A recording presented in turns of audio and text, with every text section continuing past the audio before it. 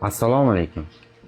Ushbu murojaatim Qozog'iston Respublikasi Prezidenti Qosim-Jo'mart Kemelovich To'qayevga. Hurmatli Qosim-Jo'mart Kemelovich, sizga Qozog'iston Respublikasi ravnaqi, Markaziy Osiyo xalqlarining do'stligi va hamkorligini yanada mustahkamlash yo'lidagi ishlaringizga muvaffaqiyat tilagan holda o'zim va oilam nomidan salomatlik tilayman. Va siz bilan muqaddam Qozog'iston Senati raisi lavozimida ishlagan vaqtlaringizda siz bilan muloqotda bo'lish nasib etganligini bildirib o'tishdan mamnunman.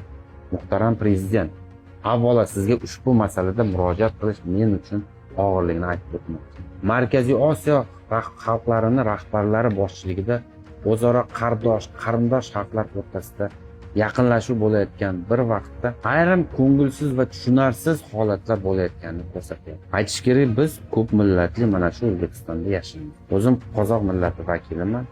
Ota-bobolarim shu zamin tuprog'ida tug'ilib o'sgan, yashagan, mehnat qilgan va biz ham mana shunaqa emin-erkin yashaymiz. Qozog'istonda ham juda ham ko'plab qarindoshlarimiz bor va biz tez borib kelib turamiz. Biroq bilasizmi nima?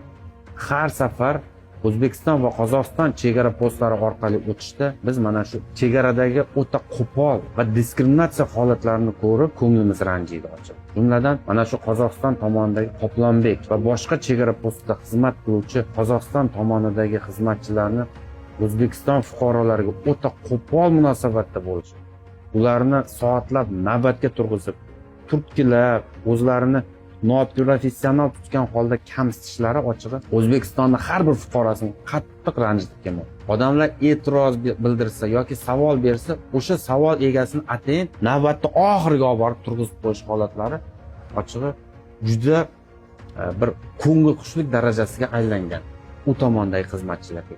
Eng yomoni shu qozog'istonlik xizmatchilar chegaradan o'tishda O'zbekiston fuqarolariga nisbatan diskriminatsion munosabatda Qozog'iston fuqarolarini hech qanaqa navbat va tekshiruvlarsiz o'tkazib yuboradi. O'zbekiston bormi, Tojikiston fuqarolari bormi, ularni uzoq soat navbatga turg'izib qo'yadi. Ularga baqiradi, ayrim holatlarda haqorat ham qiladi. Mana shu aprel oyini boshlab o'zim ham yana mana shu Qoplonbek chegara posti orqali oila a'zolarim bilan o'tganimda bunga yana bir bor guvoh bo'ldim. Afsuski bu ko'p yillardan buyon davom etayotgan hol. Xizmatchilarning munosabati vaqt o'tgan sari yomonlashib boryaptiki, hech yaxshilanayotgani yo'q. Biz Qozog'iston tomoni chegara xizmatchilari va mas'ullariga e'tiroz aytib, diskriminatsiya qilmaslikni so'rasak, bizga doim o'ta darajada qo'pol javob berishadi. Bosim qilishadimi?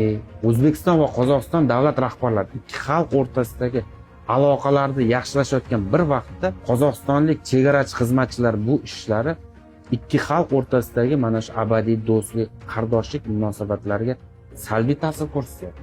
Ochiq aytish kerak. O'zbekistonning minglab, balki millionlab chegaradan o'tayotgan fuqarolari Qozog'iston tomonini bu diskriminatsion munosabatdan qattiq ranjimoqda. Lekin afsuski ularning ovozi sizgacha yetib borayotgani yo'q. Qo'rqishadi, jur'at qila olmaydi.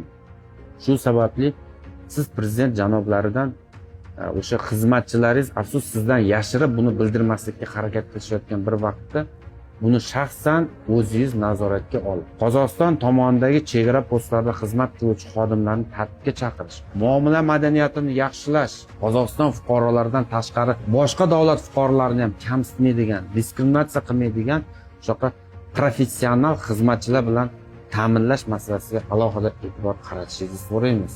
Umid qilamizki, sizni bu harakatlaringiz xalqlar o'rtasidagi do'stlik, qarindoshlikni amalda yanada yaxshilanishiga xizmat qiladi. Sizga yuksak hurmat bilan Rasul Kusherbayev, O'zbekiston Respublikasining fuqarosi, O'zbekiston Respublikasi Ekologiya qo'mitasi rais maslahatchisi, O'zbekiston parlamentining